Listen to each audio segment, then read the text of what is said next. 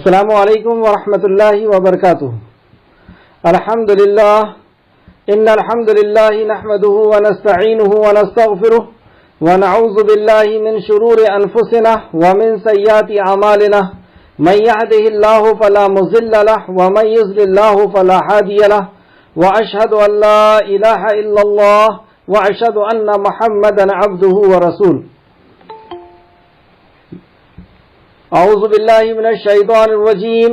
یا ایھا الذین آمنوا اتقوا اللہ حق تقاتہ ولا تموتن الا وانتم مسلمون. بسم اللہ الرحمن الرحیم.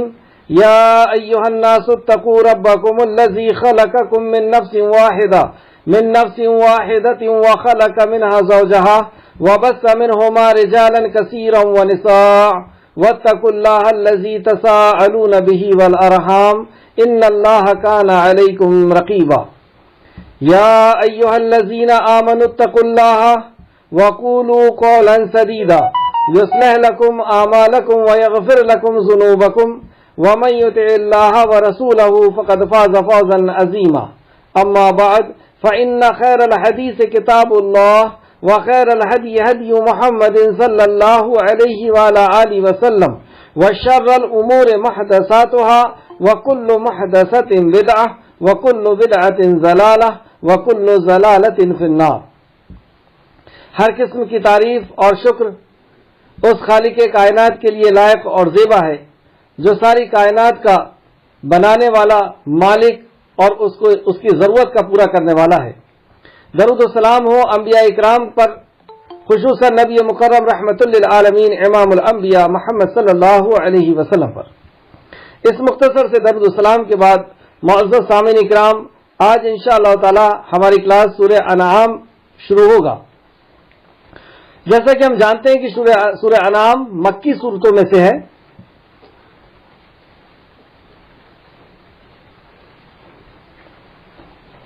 مکی صورتوں کی کیا خوبی ہے پہلے ہم اس کو دیکھیں گے. ہم ابھی تک مدنی صورت پڑھ رہے تھے اور اب مکی صورت میں ہم اپنے آپ کو ایک تبدیل ماحول میں پائیں گے، ایک تبدیل آیتوں کے اندر، اور اس پہ غور و فکر کریں گے انشاءاللہ تعالی. مکی صورت وہ صورتیں کہلاتی ہیں جو ہجرت سے پہلے نازل ہوئی، اور مدنی صورت وہ جو ہجرت کے بعد نازل ہوئی. نبی کریم صلی اللہ علیہ وسلم 40 سال تک مکہ میں رہے. اس کے بعد آپ نے نبوت کا اعلان ہوا، اور نبوت کے اعلان کے بعد پھر 13 سال تک قرآن کا نزول ہوا. تو 13 سال تک جو قرآن کا نزول ہوا، جو صورتیں نازل ہوئیں، وہ مکی صورتیں کہلاتی ہیں. اور اس کا جن کے طرف خطاب کیا جا رہا تھا وہ لوگ تھے عرب کے مشرکین عرب سے خطاب کیا جا رہا تھا مکہ کے اندر. تو انداز وہاں پر بالکل الگ تھا، جو آیتیں نازل ہو رہی تھیں وہ بالکل الگ تھی. اور پھر جب نبی مکرم مکہ سے مدینہ ہجرت کر کے گئے تو وہاں کے مخاطبین جو تھے وہ الگ تھے. وہاں پہ 3 قسم کے مخاطبین تھے. سب سے پہلے تو مومن تھے، تو مومنوں کے لیے احکام و شریعت نازل کی گئی، اور اہل کتاب بھی وہاں پر تھے، یعنی توریت اور انجیل کے جاننے والے یہودی اور نصرانی، تو ان سے بھی خطاب کیا گیا. اور وہاں پہ منافقین بھی تھے، ان سے بھی خطاب کیا گیا. منافقین مدینہ میں اوس اور خزرج کے لوگ تھے، جبکہ یہ اہل عرب تھے، لیکن اہل کتاب کے ساتھ رہتے ہوئے ایک بگڑے ہوئے مسلم کی شکل کے اندر یہ لوگ تھے. تو سب سے پہلی چیز 3 باتیں اس کے اوپر غور کریں گے. مکہ کے اندر جو آیتیں نازل ہوئیں اس میں سب سے پہلی چیز یہ کہ مشرکین عرب سے خطاب تھا. مشرکین عرب کے اندر بہت ساری برائیاں تھیں، لیکن کچھ خوبیاں بھی تھیں. جیسے وہ مانتے تھے تو پوری طور پر مانتے تھے، اور نہیں تو کھلم کھلا انکار کرتے تھے اور دشمنی پر اتر آتے تھے. لیکن مدینہ کے اندر اس سے برعکس معاملہ تھا. وہاں پہ کیونکہ منافق بھی تھے تو وہ لوگ ماننے کا دعویٰ کرتے تھے لیکن حقیقت میں وہ مانتے نہیں تھے، نافرمانی کرتے تھے۔ دوسرا، مکہ کے اندر مطلب مکی صورتوں میں اور مدنی صورتوں میں فرق بتا رہا ہوں۔ دوسرا فرق یہ کہ مکہ کے اندر عام اخلاقیات کی باتیں ہوگی، مکہ کے اندر جو صورتیں نازل ہوگی یا ہوئی ہے وہ عام اخلاقیات کی باتوں پہ مشتمل ہے، یعنی بیسک اخلاق کے بارے میں، جیسے سچ بولنے کی طرف ترغیب دلائی گئی اور جھوٹ کی مذمت کی جائے گی، بخل کے برائی بتائی جائے گی یعنی کنجوسی کی، اور سخاوت کو ترجیح دی جائے گی یا سخاوت کے لیے جو ہے تیار کیا جائے گا، مسکین اور یتیم کو کھانے کھلانے پر ابھارا جائے گا اور مسکین اور یتیم کو نہ کھلانے والے پہ مذمت کی جائے گی۔ یہ عام اخلاقیات کی باتیں ہیں، بیسک باتیں ہیں جو ایک انسان کے اندر ہونی چاہیے، اور مدینہ میں جا کر کے احکام و مسائل کی باتیں کی جائے گی۔ تیسرا، رسولوں کے حالات پر تفصیل سے ذکر کیا جائے گا مکہ کی صورتوں کے اندر، اور جس قوم پر رسول آ جائیں اور پھر اگر وہ ان کا انکار کرے تو اسے نصف نابود کر دیا جاتا ہے، وہ سارے اصول بتائے جائیں گے۔ مکی صورتوں کے اندر کیونکہ ہم جانتے ہیں کہ مکی صورتوں کے اندر عقائد کی باتیں ہوا کرتی ہیں، تو عقائد کی باتوں کو کس طریقے سے ڈیوائڈ کیا گیا ہے اس پر بھی ہمیں نظر رکھتے ہیں۔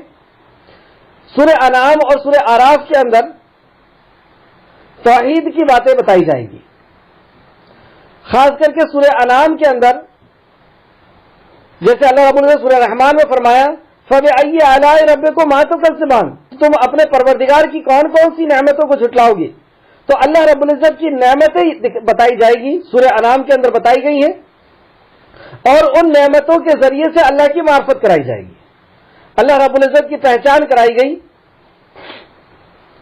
اور سورہ اعراف کے اندر بھی توحید ہے، لیکن انبیاءوں کا انکار کرنے والے یا توحید کا انکار کرنے والوں کو کس طریقے سے مذمت کی گئی ہے، کس طریقے سے اس کو نصف نابود کیا گیا، قوم سمود، قوم عاد، قوم نوح، قوم لوط، قوم شعیب اور آل فرعون، ان لوگوں کو کس طریقے سے تباہ اور برباد کیا گیا، یہ سورہ اعراف جو اس کے بعد آنے والی ہے۔ اسی طریقے سے رسالت کے اوپر بات ہوگی، سورہ یونس سے لے کر کے مومنون تک، مطلب 7 پارے تک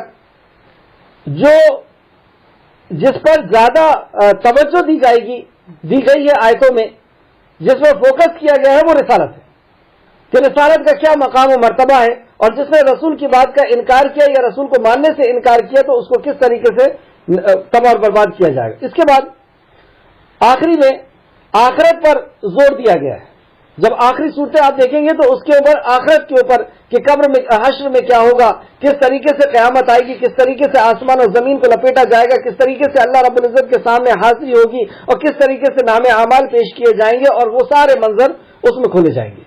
تو پتہ یہ چلا کہ مکی صورتوں کے اندر عقائد کی بات تو ہوگی، لیکن اس میں بھی اللہ نے الگ الگ صورتوں میں کسی چیز کو زیادہ فوکس کیا ہے اور اس کے اصلاح کیا ہے۔ تو یہاں پہ سب سے پہلے کیونکہ مکی صورت اب یہاں سے سٹارٹ ہو رہی ہے، سورہ فاتحہ تو وہ تو صرف ایک دباچہ تھا لیکن اس کے بعد اصل میں جو مکی صورت آ رہی ہے وہ یہاں سے آ رہی ہے، جس کے اندر بہت ساری باتیں ہوں گی۔ تو مکی صورتوں میں سب سے پہلے جو صورت آ رہی ہے وہ سورہ انعام ہے، اور سورہ انعام کے اندر اللہ رب العزت کی معرفت بتائی گی۔ سبحان اللہ۔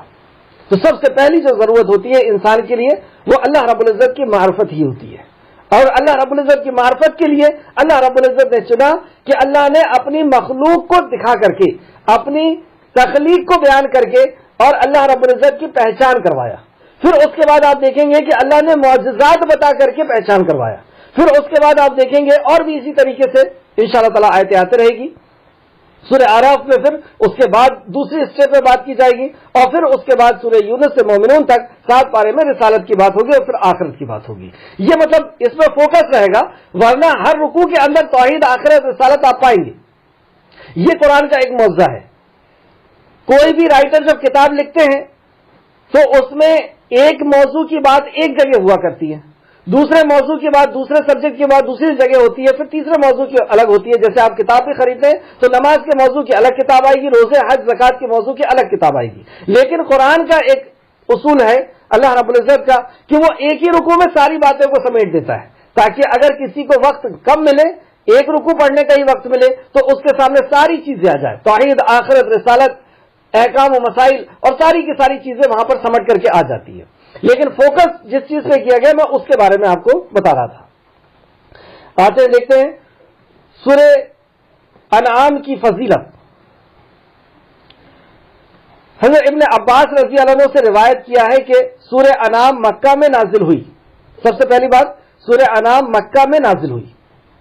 تفسیر ابن کثیر جلد نمبر 2 صفحہ نمبر 428 حدیث کے حوالے سے بھی کتاب دوسری جو کتاب کے حوالے سے بھی انہوں نے بتایا ہے. اس کے آگے دوسرا دیکھتے ہیں. امام طبرانی نے حضرت ابن عباس رضی اللہ عنہ کی روایت کو بیان کیا ہے کہ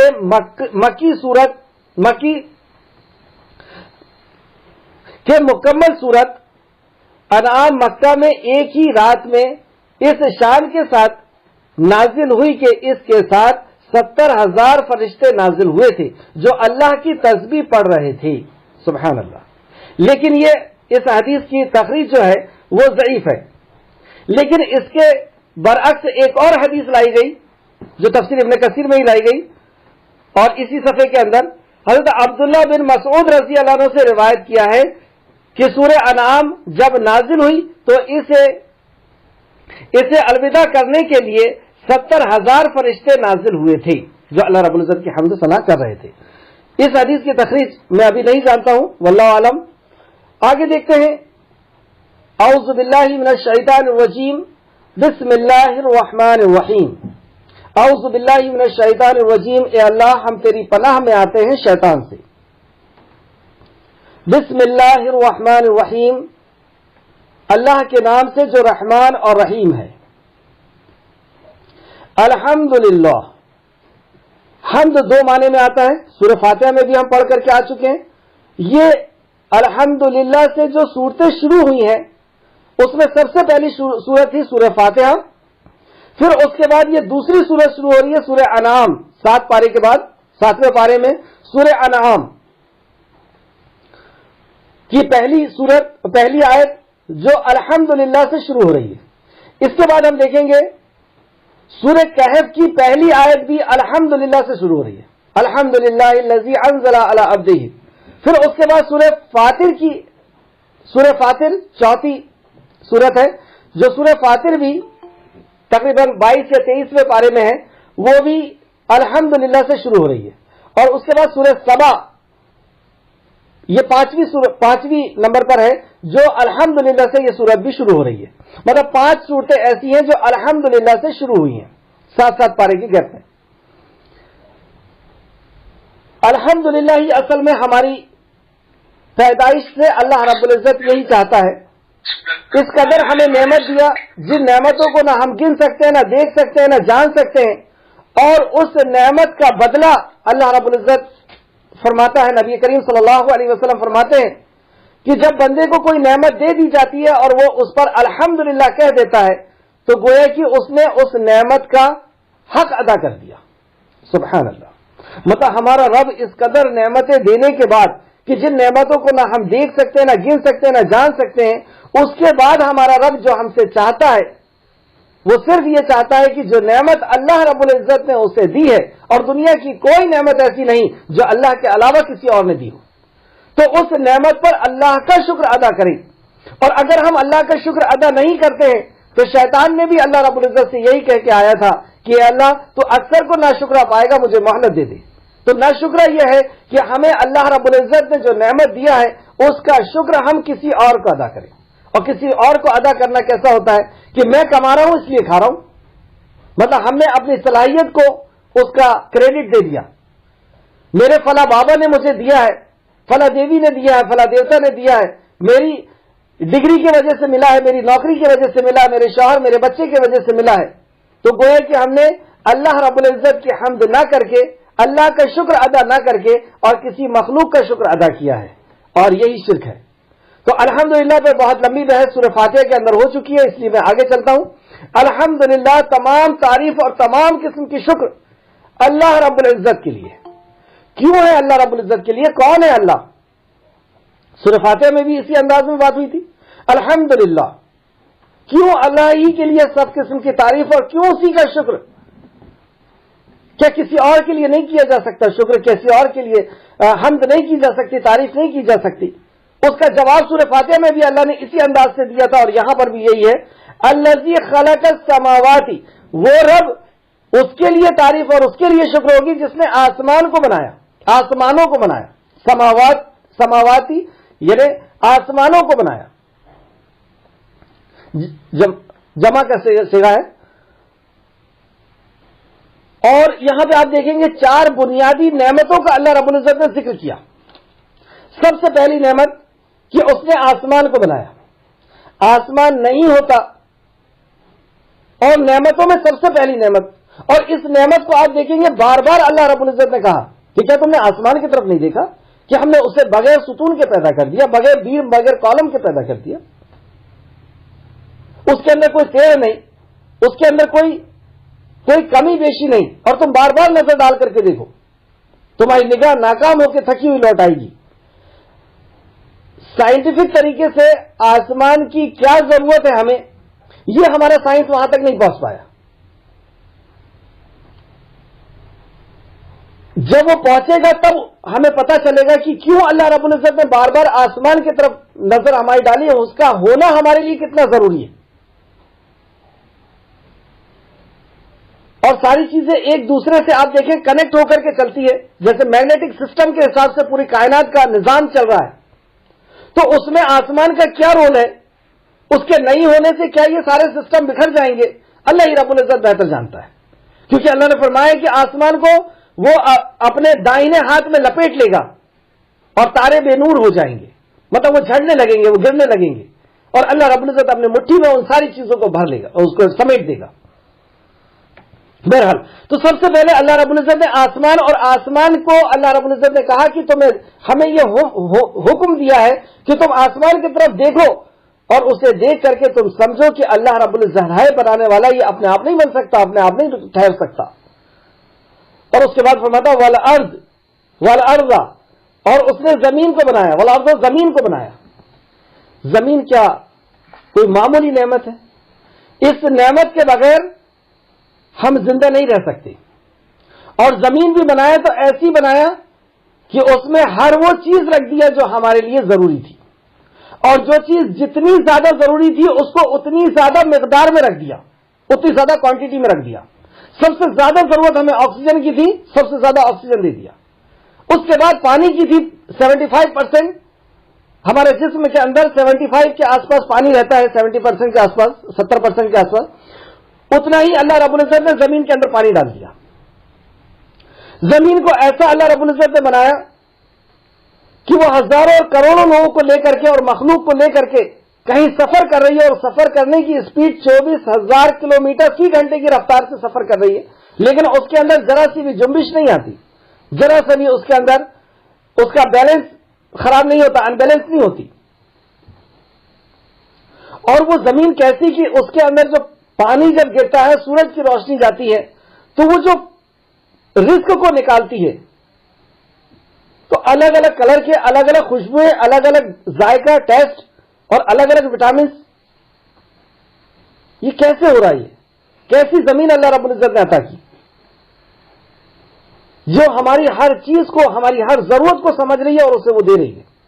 تو یہ دوسری اللہ رب العزت نے بیان کیا کہ تعریف اور حمد اس کے لیے ہے جس نے آسمان دیا تم کو، اور دوسری بات کہا کہ والارض، اور زمین دیا۔ اور زمین کے اوپر ہی اگر ہم غور کریں اور اس پہ بات کریں تو کئی کلاسیں کم پڑ جائیں گی، اتنی بڑی نعمت ہے یہ زمین۔ اس میں ٹھہرنے کے لیے جو چمبکی سسٹم اللہ نے رکھا ہے، میگنیٹک سسٹم، وہ آپ دیکھیں کہ اگر 1% کم ہو جائے تو ہم اڑنے لگیں گے، اور 1% زیادہ ہو جائے تو ہم چپکنے لگیں گے۔ کیا نظام ہے اللہ رب العزت کا! اس کے گھومنے کی جو اسپیڈ ہے، اگر وہ 1 گھنٹہ زیادہ ہو جائے تو مئی اور جون کی گرمی میں ہم بھن جائیں گے، اور ہمارے کھیت جو ہیں وہ جل جائیں گے اور ٹھنڈ کے اندر ہم ٹھنڈ سے مر جائیں گے۔ 1 گھنٹہ اس کو لیٹ کم یا زیادہ نہیں کیا جا سکتا۔ سورج سے 1 میل ہم اس کو کم یا زیادہ نہیں کر سکتے۔ ایسا سسٹمیٹک نظام اللہ رب العزت نے بنایا۔ دوسری نعمت اللہ نے فرمایا والارض، وہ رب جس نے زمین بنایا، وجعل الظلمات، اور اس نے بنایا ظلمات کو یعنی اندھیروں کو بنایا۔ ظلمات بھی یہ جمع کا صیغہ ہے، یعنی بہت سارا اندھکار،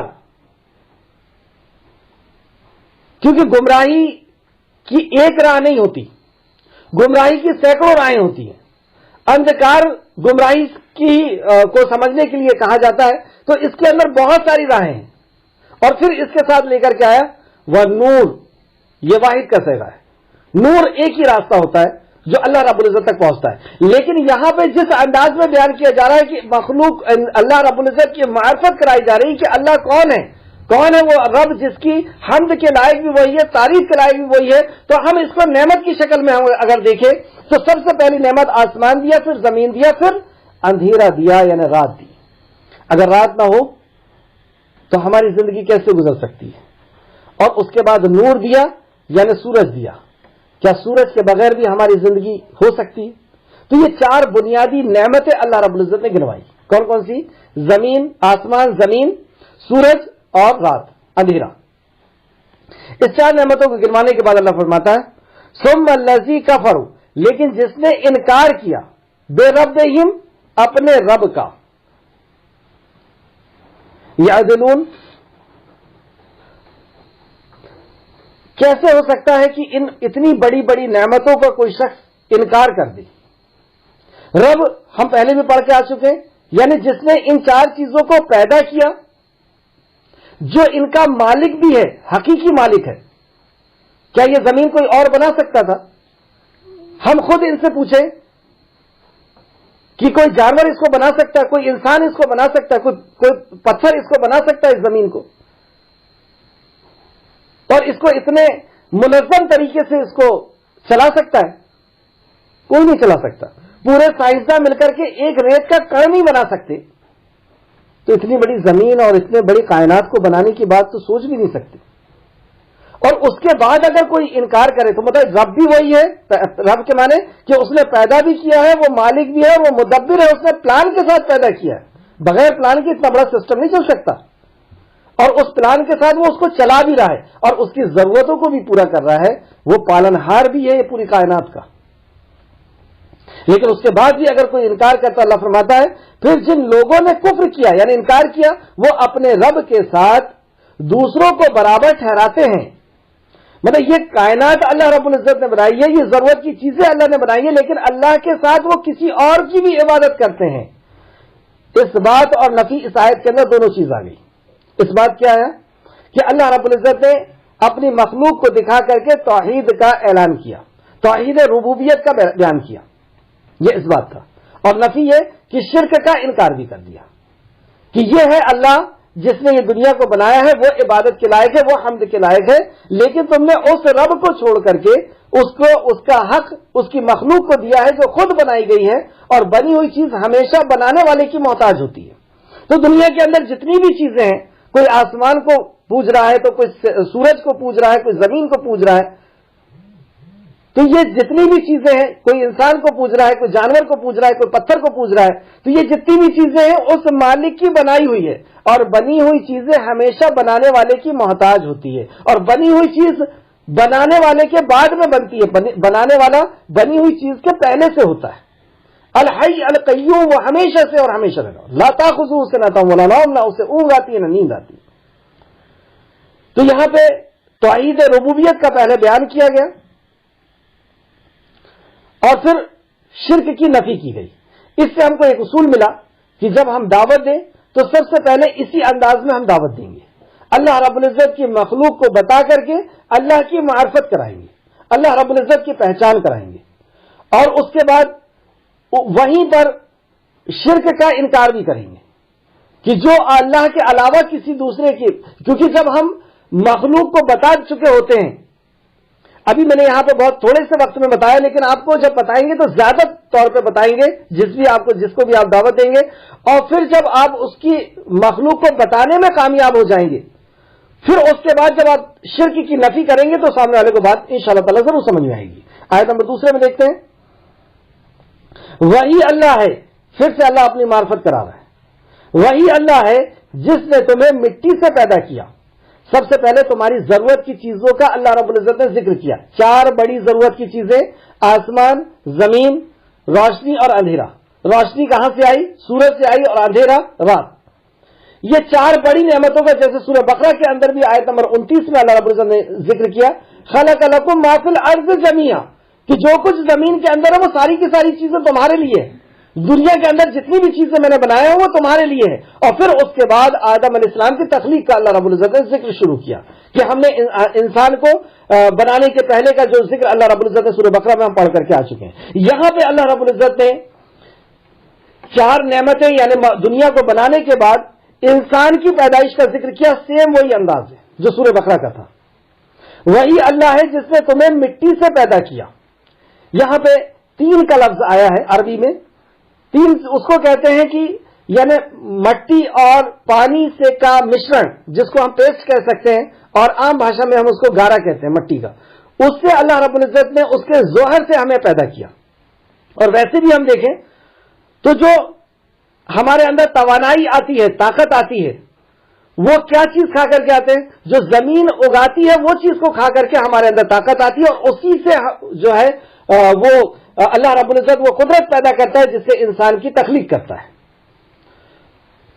وہی اللہ ہے جس نے تمہیں مٹی سے پیدا کیا، پھر اس نے تمہارے لیے ایک وقت مقرر کیا، مطلب سے پیدا کر کے چھوڑ نہیں دیا ہمیشہ کے لیے، ایک وقت مقرر ہے۔ تم یہاں پر کچھ ٹائم کے لیے آئے ہو، ایک وقت مقرر کے لیے آئے ہو، ہمیشہ کے لیے نہیں آئے۔ یہ تمہاری رہنے کی جگہ نہیں ہے، تمہیں یہاں پہنچایا گیا ہے، اور ایک وقت جب مقرر ہو جائے گا، اجل مسمى جو دوسری جگہ اللہ نے کہا، تو وہ جب اپوائنٹڈ ٹائم آ جائے گا تو تمہاری روح کو یہاں سے لے کر کے چلے جائیں گے۔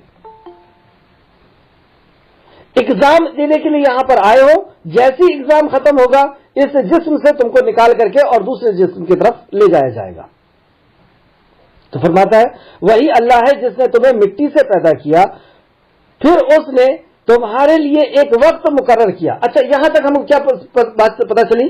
سب سے پہلے 4 بڑی نعمتوں کا ذکر کیا، اس کے بعد 5ویں نعمت جو بہت زیادہ غور و فکر کرنے کے لائق ہے، اور وہ ہے ہمارا جسم، کہ کیسے بنا دیا اس نے، اس کو کیسے آنکھ، کان اور دل بنایا، اور ہر وہ ضرورت کی چیزیں جو ہمارے لیے ضروری تھی وہ ہمارے جسم کے اندر رکھا، اور رکھ کر کے اس کو کس طریقے سے کورڈ بھی کیا کہ دل ہے تو ہم چل رہے ہیں، اٹھ رہے ہیں، بیٹھ رہے ہیں، لیکن وہ ادھر ادھر ہل نہیں رہا، اور بھی جو جسم کے اندر کی چیزیں ہیں ان کو سب کی پیکنگ بھی کتنے اچھے انداز میں اللہ رب العزت نے کیا ہے، سبحان اللہ۔ اس پہ بھی اگر ہم غور کریں اپنے جسم کے اوپر بھی تو عقل حیران ہو جائے گی، اور بے ساختہ یہ بات دل کے اندر سے نکلے گی کہ واقعی اس کا بنانے والا ہے، اور جو بنانے والا ہے وہ بہت بڑی قدرت اور بہت بڑی قدرت کا مالک ہے۔ اور دنیا کے اندر جو اس نے پہنچایا بتاتا ہے کہ ہم نے تمہیں ہمیشہ کے لیے نہیں پہنچایا، ایک وقت مقرر کے لیے پہنچایا، اور اسے وہاں قیامت کے ایک مقررہ وقت بھی ہے، اور اس کے پاس ایک مقررہ وقت بھی ہے۔ پھر بھی تم شک میں پڑے ہوئے ہو، لیکن تم اس کا شک کر رہے ہو۔ کیا پتہ چلا؟ سب سے پہلے توحید ربوبیت کا اللہ رب العزت نے اعلان کیا،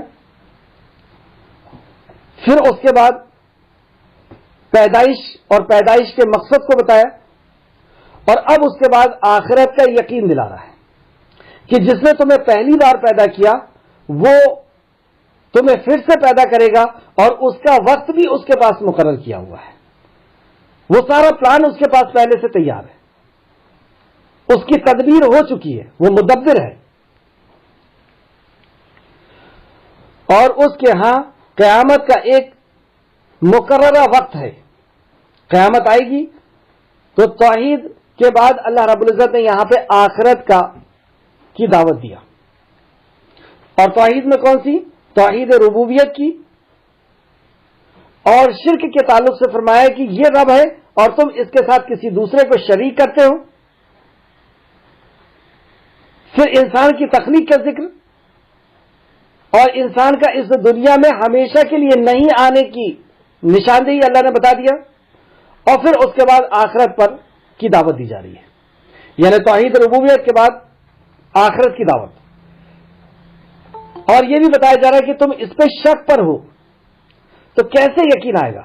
چلیے سوال میں بعد میں کروں گا کہ ایمان کیسے آئے گا.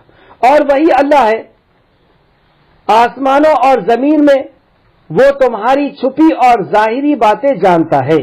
وہ اللہ ہے جس کے لیے حمد کی بات کی گئی. الحمد جو شروع کیا گیا ہے وہ اس کے لیے ہے جس نے تمہیں, جو تمہاری چھپی ہوئی اور ظاہر بات بھی جانتا ہے. کیا کوئی اور ہے جو ہماری چھپی ہوئی اور ظاہری بات جان سکتا ہو؟ جو ہمارے دل کے اندر ہے, جو ہمارا گزر چکا ہے, جو آنے والا ہے, یہ سب جاننے والا جو ہے وہ ہے الحمدللہ, وہ ہے رب. اس کے لیے ہے حمد, اسی کے لیے ہے شکر. اور وہ جانتا ہے جو کچھ تم کماتے ہو, مطلب جو کچھ تم نیک عمل یا برے عمل کر رہے ہو, جو بھی تم اعمال کر رہے ہو وہ سب اللہ رب العزت جانتا ہے. آیت نمبر 4. اور ان لوگوں کے پاس ان کے رب کی نشانیوں میں سے کوئی نشانی ایسی نہیں آئی جس سے انہوں نے منہ نہ موڑ لیا ہو.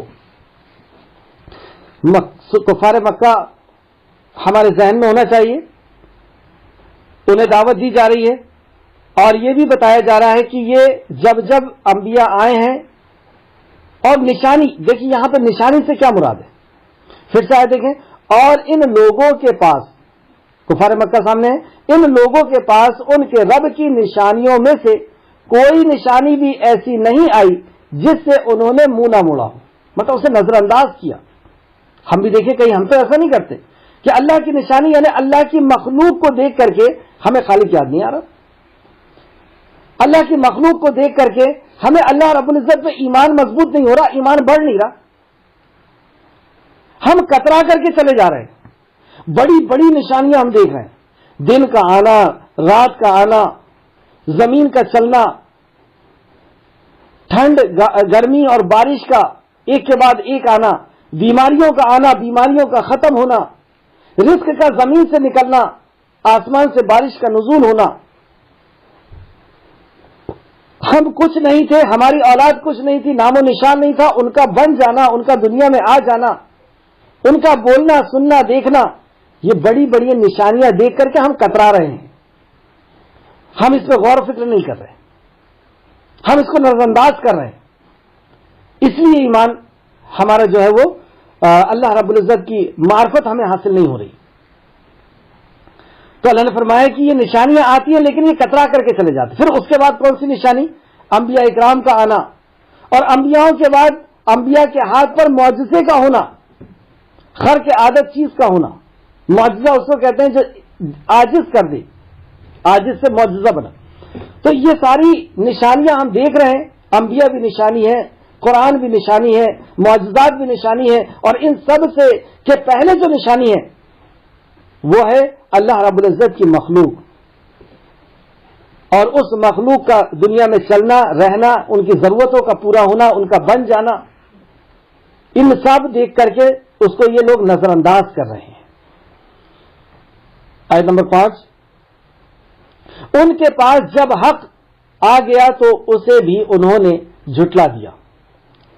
جب حق آ گیا اسے بھی انہوں نے جھٹلا دیا, مطلب قرآن آ گئی, انبیاء آ گئے, اور وہ معرفت کرا بھی رہے, پہچان کرا بھی رہے, لیکن انہوں نے جھٹلا دیا, کفر کیا انہوں نے. چنانچہ جلد ہی انہیں اس چیز کے پتہ چل جائے گا جس کا وہ مذاق اڑایا کرتے تھے. یہ ہمارے لیے بھی بات ہے اور قیامت تک آنے والے کے لیے بات ہے. اور وہاں پر کفار مکہ بھی اس کے فرسٹ مخاطب تھے کہ انہیں جلد پتہ چل جائے گا کہ انکار کرنے والوں کا انجام کیا ہوا, مذاق اڑانے والوں کا انجام کیا ہوا. یہ مذاق سمجھ رہے ہیں اس کو. آخرت کی جب بات کی جا رہی ہے تو یہ مذاق اڑا رہے ہیں اس کا کہ جب ہماری ہڈیاں گل جائیں گی اور وہ ڈسٹرائے ہو جائیں گی, برباد ختم ہو جائیں گی, تو اسے کیسے پھر سے زندہ کیا جائے گا. مذاق کر رہے ہیں. یہ نہیں دیکھ رہے کہ جب یہ کوئی چیز نہ تھے تب انہیں وجود کیا گیا ہے, بخشا گیا ہے. یہ آسمان سے کتاب کا آنا انہیں مذاق لگ رہا ہے. مرنے کے بعد پھر سے زندگی انہیں مذاق لگ رہی ہے. تو یہ جو مذاق اڑا رہے ہیں اس شریعت کا انہیں بہت جلد پتہ چل جائے گا. اور یہ آیت یہ جو سورہ نازل ہوئی ہے تقریباً یہ 10 نبوت میں نازل ہوئی ہے, مطلب نبوت کے 10ویں سال میں. اور آپ نے دیکھا کہ مدینہ میں پہنچتے ہی دوسرے سال سے ان لوگوں کو پتہ چلنے لگا کہ انکار کرنے والوں کا انجام کیا ہوا. مدینہ جاتے سے ریاست قائم ہوئی اور 13 سال 13 ہجری کے تک دنیا کا نقشہ بدلنا شروع ہو گیا. اور عمر فاروق کے دور میں تو پورا نقشہ ہی بدل گیا. تو اس دنیا میں بھی ان لوگوں نے دیکھا کہ اس کا مذاق اڑانے والوں کا انجام کیا ہوا, اور یہی ہمارے ساتھ بھی ہوا. ہم نے بھی اللہ کی شریعت کا مذاق سمجھا, آخرت کو مذاق سمجھا, نبی کی بات کو مذاق سمجھا, دنیا کی ہر تعلیم کو حاصل کرنا ہم نے ضروری سمجھا, ہر انداز سے جینا ہمیں اچھا لگا. یہودیوں کے طریقے پہ جینا اچھا لگا, نصرانیوں کے طریقے پہ, کفار کے طریقے پہ جینا اچھا لگا, اپنی منمانی زندگی جینا اچھا لگا, باپ دادا کے طریقے پہ جینا اچھا لگا, اور ہم نے دیکھ لیا کہ اس کا انجام ہمیں کیا ملا. آج ہماری جو زندگی گزر رہی ہے ایسی بدترین زندگی میں نہیں سمجھتا کہ اسلام کی کبھی گزری ہو, نبوت کے بعد, نبی کریم صلی اللہ علیہ وسلم کے آ جانے کے بعد. جس زندگی سے آج مسلمان, پوری دنیا کا مسلمان دو چار ہو رہا ہے. تو اللہ نے فرمایا تم دیکھ لو گے, اور دیکھ لیا ہم نے, اور ہم اس کے بعد بھی پھر دیکھیں گے. قبر کے اندر بھی دیکھنا ہوگا اور حشر میں بھی دیکھنا ہوگا. یہ حقیقت دنیا میں اللہ رب العزت نے ہمیں یہ سزا دیا ہے, تو کیا ہم اس امید میں ہیں کہ اللہ رب العزت دنیا میں ہمیں نعمت دے دے گا؟ اللہ رب العزت ہمارے گناہوں کو معاف فرما دے, اللہ رب العزت ہمیں صحیح معنوں میں ایمان عطا کر دے, صحیح معنوں میں مطیع اور فرمانبردار اللہ اور اللہ کے نبی کا بنا دے. آمین یا رب العالمین. پھر دیکھیں اس آیت کو, اور ان کے پاس جب حق آ گیا, مطلب یہ پوری دنیا کا نظام ہمارے سامنے ہے, پوری مخلوق ہمارے سامنے ہے, انبیاء کرام ہمارے سامنے ہیں, معجزات ہیں ان کے ہمارے سامنے, قرآن مقدس ہمارے سامنے ہے, اور اس کے بعد بھی اگر ہم نے اس کا انکار کیا تو کیا فرمایا, ان کے پاس جب حق آ گیا تو اس سے بھی انہوں نے جھٹلا دیا. چنانچہ جلد ہی انہیں جھٹلا دیا. یعنی جھٹلانا کیا ہوگا؟ انکار کرنا یہی ہوگا نا کہ ہم اس کا علم حاصل نہ کریں, اس پہ عمل نہ کریں, اس پر ایمان نہ لائیں. چنانچہ جلد ہی انہیں اس چیز کا پتہ چل جائے گا. مطلب صرف یہ کفار مکہ کے لیے بات نہیں تھی, یہ قیامت تک آنے والے جب جب اس کا نظر انداز اس کو کریں گے, اس دین کو جب جب نظر انداز کیا جائے گا, اللہ رب العزت کی معرفت کو, اللہ رب العزت کی وحدانیت کو اور رسالت کو, نبی کی رسالت کو اور آخرت کو جب جب نظر انداز کیا جائے گا, اللہ فرماتا ہے کہ انہیں دکھا دیا جائے گا.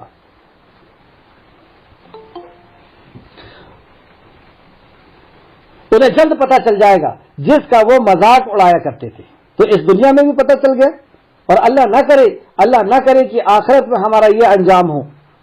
جیسا اللہ آج ہم سے غضبناک ہے, ہم سے ناراض ہے, کہیں ایسا نہ ہو کہ قبر کے اندر بھی ہم سے وہی معاملہ ہو جائے, حشر میں بھی وہی معاملہ ہو جائے. اور اس معاملے سے بچنا ہے تو ہمیں اللہ رب العزت سے توبہ استغفار کرنا ہوگا. وہ بہت غفور ہے, بہت رحیم ہے. موت کے آنے کے پہلے اگر ہم بڑے سے بڑے گناہگار ہیں اور سچی اگر توبہ کر لیتے ہیں تو اللہ رب العزت سارے گناہوں کو معاف کرنے کے لیے تیار ہے. کیا انہوں نے نہیں دیکھا کہ ان سے پہلے ہم نے کتنے ہی قومیں ہلاک کر دی جنہیں ہم نے زمین میں ایسی طاقت دی تھی جو تمہیں نہیں دی ہے؟ کیا نہیں دیکھا ہم نے یہ بات؟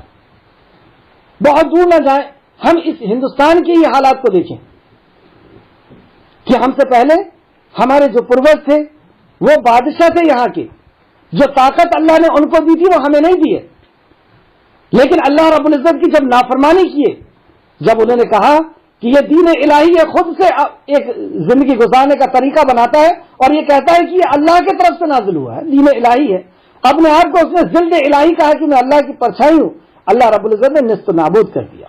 ان کے خاندان کا بھی پتہ اور نام و نشان تک اللہ رب العزت نے مٹا دیا. بڑے بڑے محلات ان کے دیکھ رہے ہیں, اور وہ کھنڈرات کو اللہ رب العزت نے باقی رکھا ہے کہ دیکھ لو میرے نافرمانوں کا, میرے شرکسوں کا میں کیا انجام کرتا ہوں. تو اللہ رب العزت نے یہاں پہ ہمیں ایک آرڈر دیا ہے کہ دیکھو جا کر کے کہ ہم نے اس کو کس طریقے سے ان کو نیست و نابود کیا جو تم سے زیادہ طاقتور تھے. اور ان کے پہلے کے لوگوں کو بھی ہم دیکھیں, ہم ہسٹری کا مطالعہ کریں, ہم تاریخ کا مطالعہ کریں, تو ہمیں پتہ چلے گا کہ جو ہم سے پہلے لوگ آئے تھے ان کی عمر بھی زیادہ ہوا کرتی تھی, طاقتیں بھی زیادہ ہوا کرتی تھی, اور اللہ نے دنیا کے اندر نعمتیں اور دنیا کی چیزیں بھی اللہ رب العزت نے ان کو خوب عطا کی تھی. لیکن جب جب اللہ رب العزت کی نافرمانی ہوئی ہے اللہ رب العزت نے وہی کیا جو اللہ رب العزت کا قانون ہے، اور وہی ہمارے ساتھ بھی ہوا۔ پھر سے آئے دیکھیں، کیا انہوں نے نہیں دیکھا کہ ان سے پہلے ہم نے کتنی ہی قومیں ہلاک کر دیں جنہیں ہم نے زمین میں ایسی طاقت دی تھی جو تمہیں نہیں دی۔ تو جب جب زمین کے اندر ظلم ہوا ہے، انسانیت کے ساتھ ظلم ہوا ہے، اللہ رب العزت نے دنیا کے نظام کو بدلا ہے، اور شاید یہ وہی ہے جو نظام اب اس بیماری کے ساتھ پوری دنیا کے اندر بدلا جا رہا ہے۔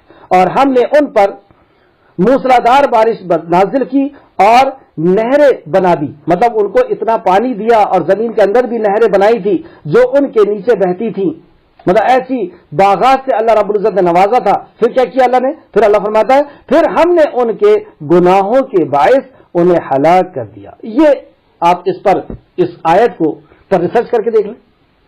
اللہ رب العزت نے یہ چیلنج کیا کہ میں نے جب جب قوم کو برباد کیا ہوں اور جس قوم کو برباد کیا ہوں ان کے گناہوں کی وجہ سے کیا ہوں۔ اب جتنے بھی عذاب آئے ہیں پوری دنیا کے اندر اب تک، یا جہاں تک آپ کی نظر جا سکتی ہے، آپ کی ہسٹری جا سکتی ہے، آپ اس چیلنج کو لے کر کے جائیں وہاں اور دیکھیں کہ جہاں جہاں پر بھی عذاب آیا ہے، کہیں بارش کا عذاب آیا ہے، کہیں بھوکمپ کا عذاب آیا ہے، کہیں جوالا مکھی کے نکلنے کا عذاب آیا ہے، کہیں بیماریوں کا عذاب آیا ہے، تو یہ عذاب نیک لوگوں پہ آیا ہے یا گنہگاروں پہ آیا ہے؟ اگر کوئی ایک نیک قوم کے اوپر بھی عذاب آ گیا ہے تو یہ پورا قرآن اور پورا دین جھوٹا ہو جائے گا۔ یہ ہے چیلنج اللہ کا۔ دیکھ لو، تم ہسٹری اٹھا کر کے دیکھ لو کہ جن کے اوپر بھی سیریا والوں کے اوپر مارا گیا کیا حرکتیں تھیں ان کی۔ برما میں جو ہوا، آپ نے دیکھا کہ جب وہ لوگ آ رہے تھے برما سے نکل کر کے تعویذیں لٹکی ہوئی ہیں، غیر اللہ سے ہونے کا یقین ہے ان کا، اور کہہ رہے ہیں مسلمان۔ تو جہاں جہاں پر بھی اللہ رب العزت کا عذاب آیا ہے آپ دیکھ لیں گے کہ وہ قوم ظلم کرتی تھی، شرک کرتی تھی یا دوسرے گناہ کرتی تھی۔ تو یہ اللہ رب العزت نے چیلنج کیا، اور ہم خود، اور جب تک ہم اس پر ریسرچ نہیں کریں گے تب تک ہمارے ایمان میں اضافہ بھی نہیں ہونے والا۔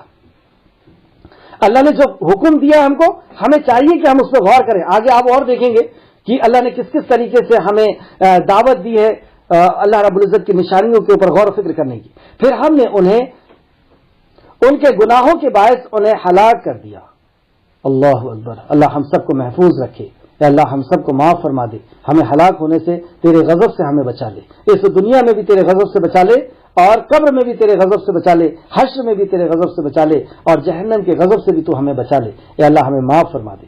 اور ان کے بعد دوسری قومیں پیدا کی، یہ ہر دور میں ہوتا چلا ہے کہ تمہاری قوم ختم ہوگی اور دوسری قوم آئے گی، انہیں دنیا میں جینے کا موقع دیا جائے گا۔ آیت نمبر 7، اور اے نبی کریم صلی اللہ علیہ وسلم، اگر ہم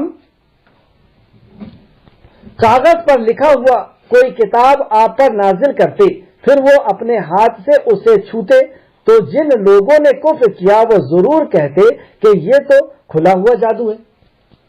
پتہ یہ چل رہا ہے کہ آیتیں نازل ہو رہی ہیں، نبی کریم صلی اللہ علیہ وسلم لوگوں کو سنا رہے ہیں اور لوگ سوال کر رہے ہیں، اور سوال اب یہ آیا کہ ہم یہ کیسے مان لیں کہ آپ کے اوپر وحی آتی ہے، ہم کو فرشتہ تو دکھتا نہیں، آپ کے ساتھ فرشتہ کیوں نہیں نازل ہوا؟ آگے آیت میں آ رہا ہے، اگر ہم نہیں مانیں تو فرشتہ ہمیں عذاب کیوں نہیں دے دے رہا، ہمیں نیست و نابود کیوں نہیں کر دے رہا فرشتہ؟ کیوں آپ کے اوپر قرآن آ گیا؟ آپ تو بادشاہ بھی نہیں ہیں، آپ کے پاس تو کوئی محل بھی نہیں ہے۔ اس طریقے سے ہنسی اور مذاق بنا لیا دین کو، اور یہاں پہ یہ کہہ رہے کہ کوئی اللہ کی طرف سے آسمان سے اتر جاتا تو بات ہوتی۔ اللہ رب العزت نے اس کا جواب دیا کہ یا رسول اللہ، یہ معجزات دیکھ کر کے ایمان لا لے گی وہ قوم نہیں ہے۔ ایک سوال میرے ذہن میں آیا اور وہ میں آپ کے ذہن میں بھی ٹرانسفر کر رہا ہوں، اور آپ سے یہ سوال ہے اور اس کا جواب جو ہے آپ سورہ انعام کے آخر تک میں دیجیے گا بہت سوچ کر کے۔ مدنی صورتوں کے اندر ہم نے دیکھا کہ یہودی اور نصرانیوں کے پاس بہت علم تھا، لیکن وہ علم انہیں ایمان نہیں دے سکا، یقین نہیں دے سکا، اور یہاں پر یہ معجزات دیکھ رہے ہیں اور وہ معجزات بھی ایمان نہیں دے پا رہا۔ پتہ یہ چلا کہ ضروری نہیں ہے کہ ایمان علم سے ایمان آ کر کے ہی رہے گا اور معجزات سے بھی ایمان آ کر کے رہے گا. جبکہ یہ بات بھی ہم نے دیکھا کہ کچھ لوگوں کے پاس علم آیا اور اس کے ذریعے سے ایمان آ گیا, یقین آ گیا. کچھ لوگوں نے معجزات دیکھے اور انہیں یقین آ گیا. جیسے موسیٰ علیہ السلام کی قوم میں جب انہوں نے معجزات کو دیکھے تو فوراً سجدہ کر لیے. لیکن معجزات کا دکھنا یا علم کا آ جانا اس بات کی دلیل نہیں ہے کہ اسے ایمان بھی مل جائے گا. ایمان کوئی اور نعمت ہے, اور یہ کیسے آتی ہے, کب آتی ہے, یہ سوال ہے. میں اس کا انکار نہیں کر رہا ہوں کہ ایمان جو ہے وہ علم کے بغیر آ جائے گا. علم ذریعہ ہے, لیکن علم ہو اور ایمان بھی ہو یہ ضروری نہیں, کیونکہ یہودیوں کے پاس علم تھا. ابھی اس میں بھی آیت ایک آ رہی ہے کہ یا رسول اللہ یہ آپ کو اپنے بچے سے بھی زیادہ اچھے سے پہچانتے ہیں, مطلب آپ کو پہچاننے میں ان کی کوئی کمی نہیں ہوئی. علم ہے ان کے پاس, تورات زبور انجیل پڑھے ہوئے ہیں یہ, اور معجزات بھی دیکھ رہے ہیں. اور یہاں پہ تو اتنا بڑا معجزہ اللہ نے بتایا کہ اے نبی مکرم اگر آسمان سے قرآن اترتا ہوا دکھے, کاغذ کے اندر لکھا ہوا, اور یہ ہاتھ بھی لگا کر کے اس کو دیکھ لیں گے تو بھی ایمان نہیں لائیں گے. اور سورہ ہجر سورہ نمبر 15 آیت نمبر 14 لکھیں آپ, سورہ نمبر 15 آیت نمبر 14 کے اندر اللہ رب العزت فرماتا ہے, اور اگر ہم آسمان کا کوئی دروازہ ان پر کھول دیں پھر وہ اس میں چڑھیں بھی, لیکن تو بھی یہ کہیں گے کہ بے شک ہمارے آنکھوں کو باندھ دیا گیا ہے, بلکہ ہم پر جادو کر دیا گیا ہے. دیکھ رہے ہیں آپ, اگر ان کو آسمان پہ دروازے بھی دے دیے جائے, سیڑھی لگا دی جائے اور یہ وہاں جا کر کے دیکھ بھی لیں پورے نظام کو, اللہ فرماتا ہے کہ پھر بھی یہ ایمان نہیں آئے گا. کیا کہیں گے یہ کہ ہماری آنکھوں میں جادو کر دیا گیا, ہماری آنکھوں کو باندھ دیا گیا ہے. تو ایمان چمتکار کو یا معجزات کو دیکھنے سے نصیب ہو جائے یہ ضروری نہیں ہے. ایمان کو آنے کے لیے کوئی اور چیز کی ضرورت ہے, وہ آپ کے لیے سوال ہے. آگے دیکھیں, اور ان کافر لوگوں نے کہا کہ اس نبی پر کوئی فرشتہ کیوں نہیں اتارا گیا. دیکھیے بغاوت, آپ کیوں نہیں فرشتہ اتارا گیا, اس کے دو وجہ کہ یا تو ہم ایمان لا لیتے اور ہم اگر ایمان نہیں لاتے تو وہ ہمیں برباد کر دیتا, اور اگر ہم کوئی فرشتہ اتارتے تو معاملے کا فیصلہ کر دیا جاتا. اگر اللہ رب العزت ان کے مطالبے کے مطابق فرشتہ, اور اللہ رب العزت جب بھی فرشتہ نازل کرتا ہے تو حق کے ساتھ نازل کرتا ہے, یعنی عذاب کو لے کر کے فرشتے آتے ہیں. جیسے آپ دیکھ سکتے ہیں سورہ فرقان سورہ نمبر 25 آیت نمبر 22 کے اندر اللہ رب العزت نے فرمایا, سورہ نمبر 25 آیت نمبر 22,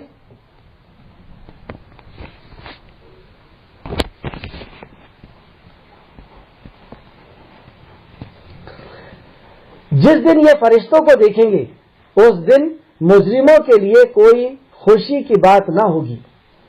مطلب یہ جو کہہ رہے ہیں کہ ہم کو فرشتہ کیوں نہیں دکھائی دیا, تو اللہ نے اس کا جواب دیا کہ جس دن فرشتے اتریں گے, اور آپ نے دیکھا جنگ بدر اور جنگ احد میں اترے تھے, تو اس دن ان کے لیے کوئی خوشی کا دن نہیں ہوگا. اس دن تو ان کو تباہ اور برباد کرنے کے لیے ہی وہ نازل ہوں گے. تو یہ ان کے مطالبے کا اللہ نے جواب دیا. پھر ان کو ذرا سی مہلت نہیں دی جائے گی. جو یہ فرشتوں کا مطالبہ کر رہے ہیں کہ کیوں نہیں آ گیا ان کے ساتھ, اگر آ جائے گا تو پھر تمہیں مہلت نہیں دی جائے گی. آیت نمبر 9, اور اگر ہم اس نبی کو فرشتہ بنا کر بھیجتے تو بھی ہم اسے انسان ہی کی شکل میں بھیجتے. ایک مطالبہ اب ان کا یہ بھی سمجھ میں آ رہا ہے کہ اللہ رب العزت نے ہمارے سمجھانے کے لیے فرشتے کو نازل کیوں نہیں کیا. اس کا جواب اللہ دے رہا ہے کہ اگر ہم فرشتہ بھی بھیجتے تو اس کو انسان کی ہی شکل میں بھیجتے. اس سے یہ پتہ چلا کہ نبی فرشتے نہیں ہیں, نبی نور سے نہیں. فرشتے کیسے بنے؟ نور سے بنے, اور جنات آگ سے بنے. تو یہ افضل مخلوق کون سی ہے؟ فرشتے ہی انسان ہے, انسان ہے. تو اگر ہم فرشتے کہیں گے نبی کریم صلی اللہ علیہ وسلم کو تو گویا کہ ہم نے آپ کا مقام کم کر دیا, کیونکہ آدم کا مقام زیادہ ہے. بہرحال یہاں پہ دیکھیں آپ, اور اگر ہم اس نبی کو فرشتہ بنا کر بھیجتے تو بھی ہم اسے انسان ہی کی شکل میں بھیجتے, تب بھی ہم انہیں اسی شبہ میں یعنی شک میں ڈالتے اور وہ اس شک میں پڑے رہتے. مطلب اگر فرشتہ بھی نبی بن کر کے آتا تو بھی ان کو ایمان نہیں ملتا, تو بھی یہ اسی شک میں رہتے. اب بتائیے, تین بات ہوگی. ایک تو یہ دنیا کی نشانیوں کو دیکھ کر کے بھی ان کو ایمان نہیں ملا, علم آ جانے کے بعد بھی ایمان نہیں ملا کچھ لوگوں کو دنیا کو دیکھ کر کے، مخلوق کو دیکھ کر کے بھی خالق کی معرفت نہیں ہو پائی، کچھ لوگوں کو معجزات دیکھ کر کے بھی خالق کی معرفت نہیں ہو پائی، ایمان نہیں ملا۔ اور اگر فرشتہ بھی بن کر کے آ جاتا یا یہ آسمان پہ چڑھ کر کے آسمان کے کاموں کو بھی دیکھ لیتے تو بھی ان کو ایمان نہیں ملتا۔ اب سوچیں آپ کی ایمان کتنی قیمتی چیز ہے۔ اور اے نبی یقیناً آپ، اچھا اس کی تفسیر میں آپ دیکھ سکتے ہیں سورہ نمبر 17 سورہ بنی اسرائیل آیت نمبر 95 کے اندر، سورہ بنی اسرائیل آیت نمبر 95، کہہ دیجئے کہ اگر زمین میں فرشتے ہوتے اور وہ چلتے پھرتے اور آرام کرتے بستے تو ہم ان کے پاس فرشتے ہی کو پیغمبر بنا کر بھیجتے۔ سبحان اللہ، کیا بہترین اللہ رب العزت نے حد بیان فرمائی کہ اگر زمین میں فرشتے ہوتے، وہ چلتے پھرتے، وہ یہاں پر آرام کرتے، وہ یہاں پہ کھاتے پیتے رہتے، تو ان کی رشد و ہدایت کے لیے ہم فرشتے کو بھیجتے، کیونکہ ایک فرشتے کو فرشتہ ہی سمجھا سکتا تھا اور ایک انسان کو انسان۔ اچھا پھر نبی کیا ہے؟ تو نبی سورہ آل عمران آیت نمبر 164 میں اللہ فرماتا ہے لقد من اللہ علی المؤمنین اذ بعث فیہم رسولا من انفسہم یتلو علیہم، کہ ہم نے مومنوں پر احسان کیا کہ انہی میں سے ایک رسول بھیجا۔ تو نبی کریم صلی اللہ علیہ وسلم کے تعلق سے یہاں پہ بیان فرمایا گیا، اور یہ نبی مکرم کا اعزاز ہے کہ نبی مکرم جو ہے انہی میں سے اللہ رب العزت نے ان کو بھیجا ہے۔ اور اگر ہم نے نبی کو فرشتہ بنا کر بھیجتے تو بھی ہم انہیں انسان ہی کی شکل میں بھیجتے، تب بھی ہم انہیں اسی شبہ یا شک میں مبتلا پڑے رہنے دیتے۔ اور اے نبی یقیناً آپ سے پہلے رسولوں سے بھی مذاق کیا گیا، یہ دنیا والوں کی یہ عادت رہی ہے کہ جب بھی نبی آئے اور انہوں نے وحدانیت کی بات کی، ایک اللہ کی عبادت کی بات کی اور کتاب کی بات کی، رسالت کی بات کی، آخرت کی بات کی، تو یہ چار باتیں سن کر کے لوگوں نے مذاق اڑایا کہ اچھا مر جائیں گے پھر ہم زندہ ہوں گے، اچھا ان کے اوپر وحی آتی ہے، اس طریقے سے انہوں نے مذاق اڑایا۔ تو یہ ہر نبی کے ساتھ ہوا ہے۔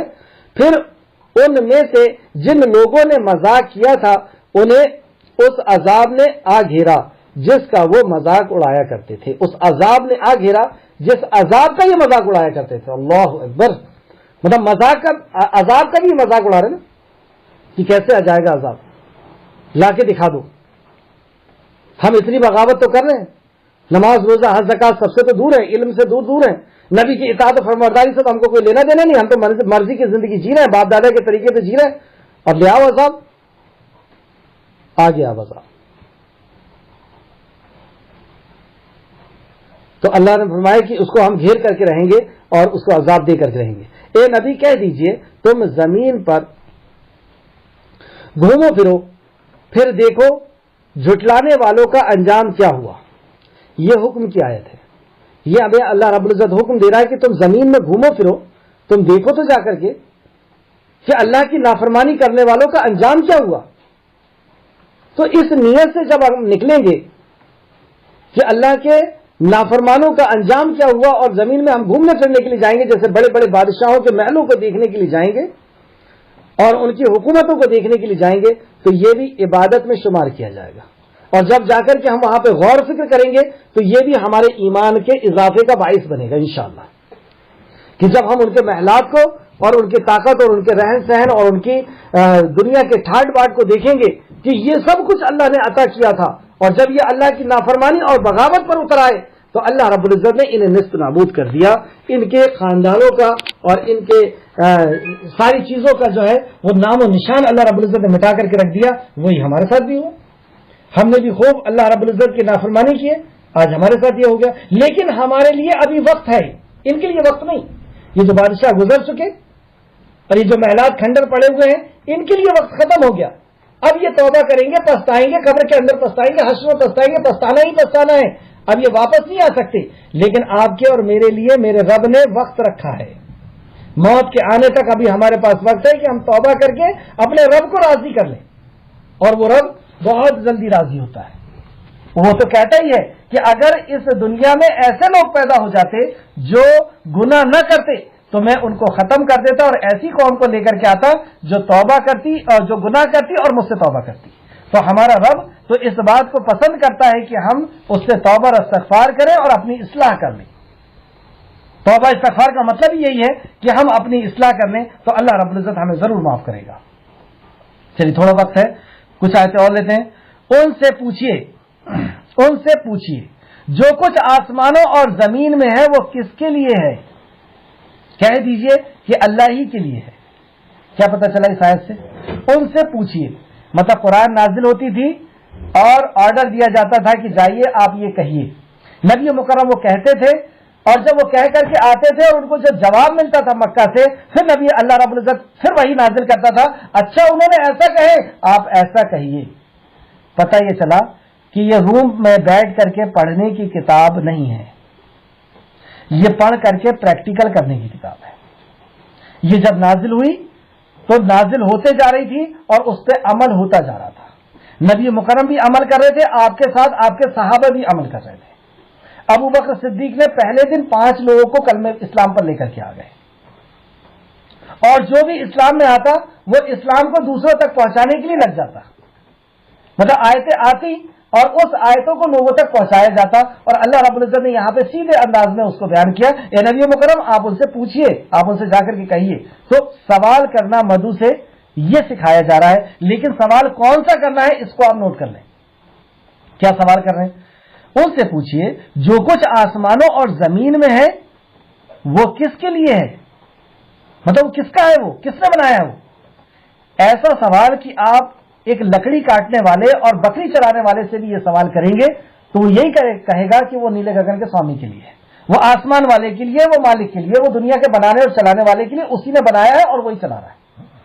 تو سوال ہم کو مدعو سے ایسا کرنا ہے کہ جس کا وہ جواب دے سکے.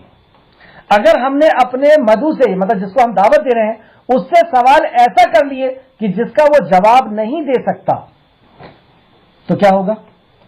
وہ اپنی بے عزتی محسوس کرے گا اور پھر انا کا جھگڑا چلے گا آپ دونوں کے بیچ میں.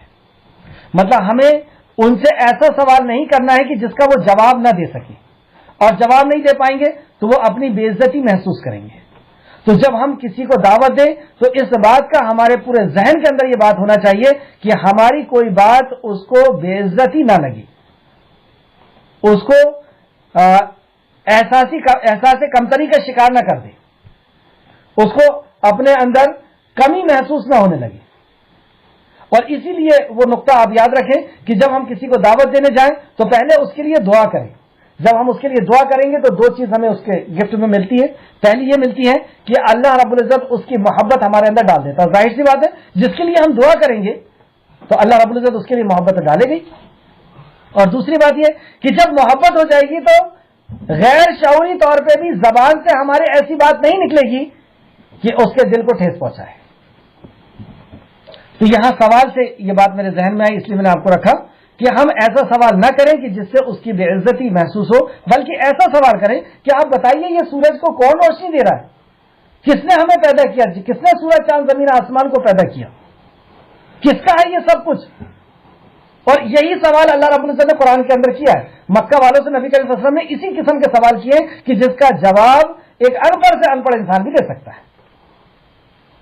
سوچ دیکھیں, ان سے پوچھئے جو کچھ آسمانوں اور زمین میں ہے وہ کس کے لیے ہے, کہہ دیجئے اللہ ہی کے لیے. پھر آپ خود ہی جواب دے دیجئے کہ یہ اللہ ہی کے لیے ہے, اللہ ہی نے تو بنایا ہے. اگر وہ کچھ ٹائم ایسا ہوگا کہ جب آپ نئے نئے کسی سے بات کریں گے پہلی بار جا کر کے تو وہ جواب دینے میں تھوڑا سا ہچکچائے گا کہ میں کہیں غلط نہ دے دوں, تو آپ خود ہی جواب دے دیجئے. اس نے مخلوق پر مہربانی کرنا اپنے اوپر لازم کر لیا ہے. سبحان اللہ, مخلوق پر مہربانی, ایک تو اسی نے بنایا ہے تو یہ ساری کی ساری مخلوق اسی کی ہے. اللہ نے 7 دنوں میں زمین و آسمان کو بنایا اور پھر کہتا ہے الرحمن علی العرش استوى. الرحمن یعنی رحمان کی صفت کو یہاں پہ لایا گیا, اور عرش استوى یعنی عرش پر مستوی ہوا, یعنی اس کے رحم نے ساری مخلوق کو ڈھانپ لیا. رحم کی صفت لائی گئی, اس کی مخلوق نے ساری مخلوق کو اس کے رحم نے ڈھانپ لیا. اسی طریقے سے ایک حدیث بھی یہاں پہ آپ سماعت کریں, بخاری شریف حدیث نمبر 7404, مسلم شریف حدیث نمبر 2751 حضرت ابو ہریرہ رضی اللہ عنہ سے مروی ہے کہ نبی کریم صلی اللہ علیہ وسلم نے فرمایا جب اللہ تعالیٰ نے مخلوق کو پیدا فرمایا تو اللہ نے اپنے پاس کتاب لوح محفوظ میں جو عرش کے اوپر ہے یہ تحریر لکھی، بے شک میری رحمت میرے غضب پر غالب ہے، میری رحمت میرے غضب پر غالب ہے۔ سبحان اللہ، الحمدللہ، وہ ہے ہمارا رب کہ جب ہم اللہ کو ناراض کرتے ہیں اور وہ بہت غضبناک ہو جاتا ہے لیکن اس کی رحمت اسے ڈھانکے ہوئے ہوتی ہے، غالب ہے اس کی رحمت۔ اس لیے ہم دیکھ رہے ہیں کہ بڑے سے بڑے گنہگار اور ہمارے طرح گنہگار اور ہر قسم کے گنہگار اللہ رب العزت کی اس زمین کے اندر سکون و اطمینان سے رہ رہے ہیں، کھانا پانی ہر چیز اس کی وقت پر اللہ رب العزت ان کو دے رہا ہے، لیکن اللہ رب العزت جب چاہتا ہے تو پھر عذاب دے کر کے ان کو ختم بھی کر دیتا ہے۔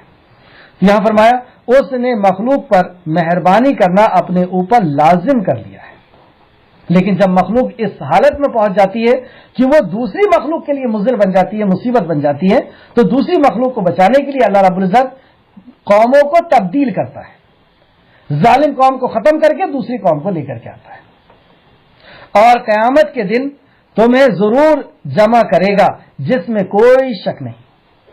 یہ اللہ کا وعدہ ہے کہ قیامت کے دن ہم تمہیں ضرور جمع کریں گے اور اس میں کوئی شک نہیں۔ اور کون شک کر سکتا ہے؟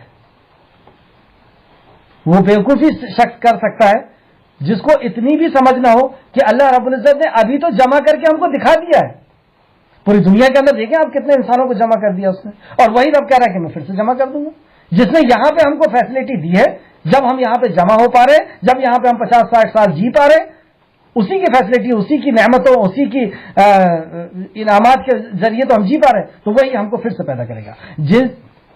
جن لوگوں نے اپنے آپ کو خسارے میں ڈالا تو وہ ایمان نہیں لاتے، جن لوگوں نے اپنے آپ کو خسارے میں ڈالا وہ ایمان نہیں لاتے۔ یہاں تو اس کا جواب بھی ہے، رات کے اندھیرے اور دن کے اجالے میں جو کچھ ٹھہرا ہوا ہے وہ اللہ ہی کا ہے۔ رات کے اندھیرے میں اور دن کے اجالے میں، یہ دیکھیے بہت بڑی نعمت ہے، اگر آپ اس پہ ہی غور کریں، وقت ختم ہو گیا، نہیں تو میں آپ کو بتاتا کہ رات کے اندھیرا اور دن کے اجالے کو اللہ نے یہاں پہ کیوں بیان کیا۔ یہ آیت جو ہے وہ کتنی اللہ رب العزت کی معرفت لیے ہوئے ہے۔ رات کے اندھیرے اور دن کے اجالے میں جو کچھ ٹھہرا ہوا ہے، جو کچھ ٹھہرا ہوا ہے وہ اللہ ہی کا ہے، اور سب کچھ سنتا اور خوب جانتا ہے۔ وہی سب کچھ سنتا ہے اور وہ سب کچھ جانتا ہے، مطلب یہ پوری مخلوق جو رات کے اندر ہے، جو دن کے اندر ہے، اور جو جہاں ٹھہرا ہوا ہے، سب کو جان رہا ہے، سب کو سن رہا ہے۔ اے نبی کریم صلی اللہ علیہ وسلم، کہہ دیجئے کیا میں اس اللہ کے سوا اور کو معبود بنا لوں جو آسمانوں اور زمین کی پیدا کرنے والا ہے؟ پھر سے توحید ربوبیت کے اوپر پورا فوکس چل رہا ہے، اللہ کی مخلوق کو دکھا کر کے اللہ کی معرفت کرائی جا رہی ہے کہ میں اس رب کا انکار کر دوں جو آسمانوں اور زمین کی پیدا کرنے والا ہے اور سب کا کھلاتا ہے اور وہ خود نہیں کھاتا، سب کو وہ کھلاتا ہے اور وہ تم سے کھانے کا مطالبہ نہیں کرتا، وہ تم سے بھوک کا اور وہ تم سے نذرانے کا مطالبہ نہیں کرتا، وہ تم سے کوئی پیشاب کا اور تبرک کا مطالبہ نہیں کرتا۔ جیسے سورہ زاریات سورہ نمبر 51 آیت نمبر 56 اور 57 کے اندر اللہ فرماتا ہے، بس اس کو دیکھ لیں پھر انشاءاللہ تعالی وقت ختم بھی ہو رہا ہے۔ سورہ زاریات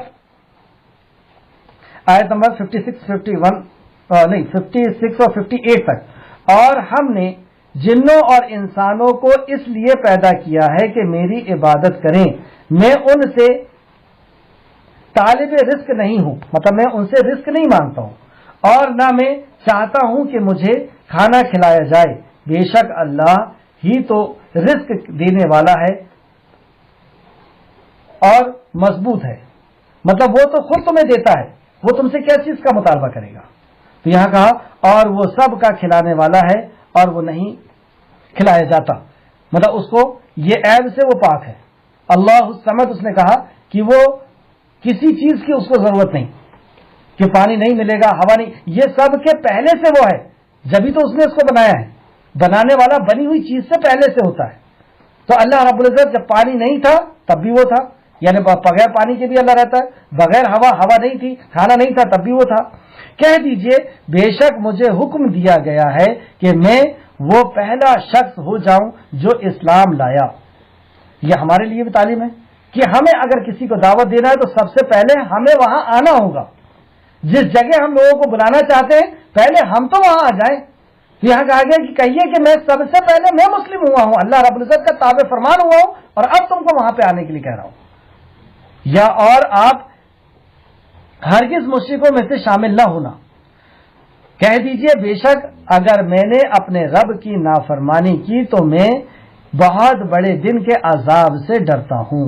کیا پتہ چلا اس سے کہ نبی کریم صلی اللہ علیہ وسلم یہ دعوت دے رہے ہیں کہ خالق مالک رازق کوئی اور ہے, اور اس کی شان میں اگر میں نے بھی گستاخی کیا تو میں بھی مجرم ٹھہراؤں گا. یعنی نبی کریم صلی اللہ علیہ وسلم اپنی ذات کی طرف نہیں بلا رہے, اپنی عبادت اپنی عزت کرانا آپ کا مقصد نہیں. نہ دنیا کی دولت مقصد ہے, نہ عزت کرانا مقصد ہے, نہ عبادت کرانا مقصد ہے. لیکن دوسرے دھرم گروؤں کی طرف آپ جب غور کریں گے تو یہ تینوں چیز ان کے اندر اکثر و بیشتر کے اندر ملے گی. تو یہ ایک انبیاء کی پہچان ہے. جیسے سورہ یاسین میں بھی اللہ نے فرمایا کہ میں اس کی عبادت نہ کروں جس نے, ایک شخص جو آتے ہیں حبیب نجار نام تھا ان کا, وہ یہ کہتے ہیں کہ مجھے کیا ہوا کہ میں اس کی عبادت نہ کروں جس نے مجھے پیدا کیا, اور میں مر کر کے اسی کی طرف لوٹ کر کے جاؤں گا. اگر میں نے ایسا کیا تو یہ بہت کھلی غلط راہ ہوگی, اور میری بات تو سنو, میں تمہارے پالنہار پر ایمان لا چکا, اور تم اس کی بات مانو جو تم سے جو حق پر ہیں, مطلب جو کہتے ہیں اس پہ عمل کرتے ہیں, اور جو تم سے بدلہ نہیں چاہتے. تو نبی کی دو پہچان بتائی گئی کہ جو کہتے ہیں اس پر عمل کرتے ہیں, یعنی وہ شریعت پر, وہ پہلے خود مسلم ہے, اس پر وہ عمل ہے ان کا, مطلب مسلم ہے یعنی تابع فرمان ہے, اور وہ تم سے بدلہ نہیں چاہتے. یہاں پہ اس کو دوسرے انداز سے پیش کیا گیا, دوسرے اینگل سے پیش کیا گیا کہ کہہ دیجئے بے شک اگر میں نے اپنے رب کی پہلے تو کہا گیا کہ اے نبی مکرم آپ کہہ دیجئے کہ میں سب سے پہلا مسلم ہوں, میں خود عمل کرتا ہوں جس چیز کی میں تمہیں دعوت دے رہا ہوں. انداز وہی ہے جو سورہ یاسین کا تھا. اور دوسرا یہاں اینگل کیا بدلا گیا, کہہ دیجئے, زاویہ کیا بدلا گیا, کہہ دیجئے بے شک اگر میں نے اپنے رب کی نافرمانی کی تو میں بھی بہت بڑے دن کے عذاب سے ڈرتا ہوں. یعنی میں رب نہیں ہوں, میری عبادت نہیں کرنا تم کو, میری عزت سے مراد یہ کہ عبادت والی عزت, اور مجھے کسی دان کی اور مجھے کوئی جو ہے نذرانے کی ضرورت نہیں ہے. تو میری عزت کرو یا نہ کرو اس سے مجھے کوئی لینا دینا نہیں ہے. عبادت کے لائق تو صرف اللہ ہے, اور میں بھی اگر اس کی نافرمانی کروں تو میں بھی ظالموں میں سے ہو جاؤں گا. اور اس دن جس شخص کے عذاب کو ہٹا لیا گیا, اس دن جس شخص سے عذاب کو ہٹا لیا گیا تو یقیناً اس پر اللہ نے رحم کر دیا, اور یہی ہے واضح کامیابی. یہ ہے کامیابی. دنیا کے اندر ہماری شہرت ہو جائے گی, ہماری عزت ہو جائے گی, ہم بہت علامہ کہلانے لگیں گے, ہمیں بڑی بڑی ڈگریاں مل جائے گی, لوگ ہمیں جاننے لگیں گے, ہماری عزت کرنے لگیں گے. یہ کامیابی نہیں کہا اللہ نے اس کو. یہ تو دنیا ہے, ختم ہو جائے گی, اور جو تمہاری عزت کرنے والے ہیں وہ بھی ختم ہو جائیں گے. سب کچھ نیست و نابود ہو جائے گا, سب فنا فی اللہ ہو جائے گا. پھر کامیابی کیا ہے؟ کامیابی تو یہ ہے کہ اللہ آخرت میں تمہیں عذاب سے بچا لے.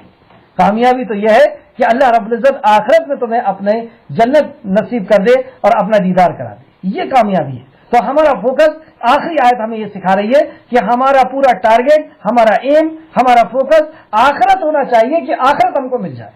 آخرت میں ہمارا رب جو ہے ہمیں عذاب سے بچا لے, اپنی ناراضگی سے بچا لے, ہمیں اللہ رب العزت اپنے فضل و کرم سے جنت کے اندر داخل کر دے. یہ ہمارا سوچ ہونا چاہیے, اور جیسی سوچ ہوگی ویسا ہی ہمارے ساتھ معاملہ ہوگا. اس کے پہلے میں بخاری شریف کی حدیث بتا چکا ہوں آپ کو کہ بندہ اللہ سے جو گمان کرتا ہے ویسے ہی پاتا ہے. اگر ہم دنیا چاہیں گے تو اللہ ہم کو دنیا دے دے, دنیا کی عزت چاہیں گے, بڑی ڈگریاں چاہیں گے, دولت چاہیں گے, اس راستے سے سب کچھ دے دے گا اللہ. تو جو ہمارا مطالبہ ہوگا اللہ سے وہ ملے گا. تو اصل جو کامیابی ہے وہ آخرت ہے, اور ہمارا پورا نصب العین, ہمارا جو ٹارگیٹ ہے وہ وہی ہونا چاہیے. پھر سے آیت کو دیکھیں, اس دن جس شخص کو عذاب سے ہٹا لیا گیا تو یقیناً اس پر اللہ نے رحم کر دیا، اور یہی ہے واضح کامیابی، یہ ہے سچی کامیابی۔ اللہ رب العزت سے دعا ہے کہ جو کچھ بھی ہمیں پڑھے اس میں مزید غور و فکر کرنے کی ہمیں توفیق اور رفیق عطا فرمائے، اور ہمیں ایمان عطا فرمائے۔ ایمان اگر مل گیا تو اس سے بڑی کوئی نعمت نہیں۔ اللہ نے فرمایا ولی الذین آمنوا، میں ایمان والوں کا دوست ہوں۔ ایمان یعنی یقین، کس چیز پر یقین؟ اللہ رب العزت کی وحدانیت پر یقین، اللہ کے ذات پر یقین، اللہ کی صفات پر یقین، اللہ کی عبادت پر یقین، اور پھر اس کے بعد اللہ کی کتاب پر یقین، اللہ کے نبی پر یقین، اور مرنے کے بعد کی زندگی پر یقین۔ مرنے کے بعد کی زندگی پر اگر ہمیں یقین ہو گیا تو ہماری زندگی ایسے نہیں گزرے گی جیسے گزر رہی ہے۔ ہم ایک ایک منٹ اور ایک ایک سیکنڈ کو جئیں گے، ایک ایک لمحے کو ہم غنیمت جانیں گے کہ یہ لمحہ ہمیں ملا ہے آخرت کو سنوارنے کے لیے، وقت گزارنے کے لیے نہیں، ٹائم پاس نہیں ہے زندگی۔ اگر آخرت کا یقین، جس شخص کو جس بھی بچے کو اگر وہ 10th کا ایگزام دینے کے لیے بیٹھا ہے اور اسے یقین ہو جائے کہ میں یہاں پہ 2.5 گھنٹے کے لیے بیٹھا ہوں اور میرا 10th کا ایگزام چل رہا ہے، اس بات کا اگر اسے یقین ہو جائے تو کیا وہ وہاں پہ گیم کھیلے گا؟ واٹس ایپ میں لگا رہے گا، ایک دوسرے کی غیبت اور چغلیوں میں لگا رہے گا، حسد اور بغض میں لگا رہے گا، اس کو نیچا دکھانا اس کو اونچا اٹھانا، کیا اس میں لگا رہے گا وہ؟ ہم غور کریں، وہ ایک ایک لمحہ اس پیپر کو اچھے سے اچھا بنانے کی کوشش کرے گا۔ کچھ نہیں سمجھ میں آئے گا تو کچھ بھی لکھے گا کہ کچھ تو مل جائے گا اس میں مجھے نمبر۔ ہمیں اصل میں یقین کمزور ہے۔ یہ یقین اگر ہمیں مل گیا، اللہ سے ہم خوب مانگے یقین کو کہ اللہ ایمان عطا کر دے، مرنے کے بعد کی زندگی کا ایمان دے دے ہمیں، کیونکہ جو رجوع کرتا ہے اللہ اس کو عطا کرتا ہے، جو جھکتا ہے اللہ کی طرف اللہ اس کو ضرور دیتا ہے۔ تو ہم جب اللہ سے اللہ کی محبت مانگے، اللہ سے اللہ کی معرفت مانگے، اللہ سے اللہ کی پہچان مانگے، اللہ رب العزت سے اللہ کی کتاب کی محبت مانگے، اللہ رب العزت سے اللہ کی آخرت کا یقین مانگے، نبی کا یقین مانگے، اور جیسا جیسا یہ یقین مضبوط ہوگا ویسے ویسے ہمارے اعمال کے اندر بدلاؤ آنا شروع ہوگا، ویسے ویسے ہماری زندگی کے اندر انقلاب پیدا ہوگا۔ ہم مقصد سے جئیں گے، ابھی بے مقصد جی رہے ہیں، ابھی ضرورت کو مقصد سمجھے ہوئے۔ یہ دنیا کی زندگی اور دنیا کی چیزیں یہ ضرورت ہے، ضرورت، مقصد نہیں ہے۔ مقصد تو ہمیشہ ہمیش کی زندگی ہے، ہمیشہ ہمیش کی۔ پتہ نہیں کتنے سال ہم کو قبر کے اندر رہنا ہے، قیامت کتنے سال بعد آئے گی، قبر کے اندر رہنا ہے۔ تو ایک قبر کی زندگی ہے، برزخ کی زندگی ہے، پھر حشر کی زندگی 50,000 سال کی، پھر ہمیشہ ہمیش کی زندگی۔ اس کا یقین اگر ہو جائے گا تو آپ سوچیں کہ یہ ایک ایک منٹ ہم کس طریقے سے جئیں گے۔ کیا سونے میں گزاریں گے؟ سوئیں گے اتنا ہی جتنا جسم کو ضرورت ہے۔ ہمارا ہر کام کا انداز بدل جائے گا۔ یہاں تک علماء جو ہمارے استاذہ ہیں وہ یہاں تک فرماتی ہیں کہ اس کی چال سے پتہ چلے گا کہ یہ آخرت پر یقین رکھنے والا انسان ہے۔ چال تک سے علماء جو ہے اس کو پکڑ لیں گے، وہ بولے گا، اپنی بات نکالے گا زبان سے اور اس کو پکڑ لیں گے کہ ہاں یہ آخرت پر یقین والا ہے۔ اس کا ایک ایک عمل، اس کا بات کرنے کا انداز بتائے گا کہ ہاں یہ آخرت پر یقین رکھنے والا ہے۔ کیونکہ جب وہ بات کرے گا تو اس کے بعد میں آپ کو یہ جھلکے گا کہ یہ جھوٹ سے بچ رہا ہے، یہ غیبت سے بچ رہا ہے، یہ چغلی سے بچ رہا ہے، یہ لایانی بات سے بچ رہا ہے، مطلب اس کو آخرت کا یقین ہے۔ اللہ اکبر! ہم غفلت میں جی رہے ہیں، ہم یہ سمجھ رہے ہیں کہ کوئی سمجھ نہیں رہا ہم کو دنیا میں ہی علماء سمجھ لیتے ہیں۔ جو اللہ والے ہیں وہ ہمیں دنیا میں ہی پہچان لیتے، اللہ تو اللہ ہے، وہ تو کیسے نہیں پہچانے گا؟ وہ تو دل کے اندر جو خطرات میں گزر رہا ہے اس کو بھی وہ جان رہا ہے۔ تو ہماری جو زندگی گزر رہی ہے، ہم خود غور کریں کہ کیا ہمیں یقین ہے آخرت پر، اس جہنم پر یقین ہے جو 69 گنا تیز اس آگ سے ہے؟ کیا ہم کو قبر کے عذاب کا یقین ہے کہ وہاں زمین کو کاٹتے ہوئے ایک بچھو آئے گا اور وہ آ کر کے ایسا ڈنک مارے گا کہ اگر وہ دنیا کے اوپر مار دے تو دنیا میں کوئی چیز اگنا بند کر دے، اور وہاں پر عذاب ہمارے لیے کھولا جائے گا، آگ کا بچھونا بچھایا جائے گا، آگ کا لباس پہنایا جائے گا؟ کیا یقین ہے اس بات کا؟ عمر فاروق کا تھا، عثمان غنی کو تھا یقین۔ اور جب وہ قبر کو دیکھتے اور قبر کی بات سنتے تو صحابہ فرماتے کہ ان کی داڑھی تر ہو جاتی، بھیگ جاتی۔ ابھی ہم میں سے کوئی ایسا کرے گا تو لوگ کہیں گے کہ اس کے اوپر تو جنات لگ گیا، پاگل ہو گئے۔ صحابہ کرام آگ کے پاس سے گزر رہے ہیں اور اس بھٹی کو دیکھ کر کے کھڑے ہو کر کے دیکھ رہے ہیں اور بے ہوش ہو کر کے گر گئے۔ ہوش میں جب آئے تو بولا کیا ہوا؟ تو کہا کہ اس آگ کے اندر اتنی طاقت ہے کہ یہ لوہے کو پگھلا دے رہی ہے. 69 گنا تیز آگ میں جس کو ہم کو اللہ رب العزت ڈالے گا اس آگ میں ہمارا کیا حالت بنے گی. یہ یقین ہے. اگر ہم میں سے کوئی ایسا کرے تو لوگ بولیں گے پاگل ہو گئے, اس کے بعد جنات کا سایہ آ گیا. مطلب کتنی غفلت کی زندگی جی رہے ہیں. ایک رسم سمجھ کر کے ہم اسلام کو جی رہے ہیں. ایک مذہب جیسا جو دوسرے مذہب ہیں, یہودیت ہے, نصرانیت ہے, سناتن دھرم ہے اور یہ کرسچن ہے وغیرہ وغیرہ جو دھرم ہے, اس طریقے سے ہم اس دھرم کو جی رہے ہیں ایک ٹائم پاس سمجھ کر کے کہ اس ریتی رواج کے حساب سے ہم کو جینا ہے. یہ سماج کے اندر رہنے کا ایک طریقہ ہے, یہ سمجھ لیا ہم نے. اگر ہم آخرت کو سمجھ کر کے جئیں گے تو ہمارے جینے کا انداز بھی الگ ہوگا. تو ہم خوب دعا کریں اللہ رب العزت سے, سجدے میں جا کر کے دعا کریں کہ اللہ ہمیں ایمان عطا کر دے, تیری ذات کا ایمان عطا کر دے, تیرے کلام کا ایمان عطا کر دے, آخرت کے دن کا ایمان عطا کر دے. اللہ رب العزت سے دعا ہے کہ اللہ رب العزت جب تک ہمیں زندہ رکھ, ایمان کے ساتھ زندہ رکھ, اور جب ہمارا خاتمہ ہو تو ایمان بالخیر کے ساتھ خاتمہ. آمین یا رب العالمین. السلام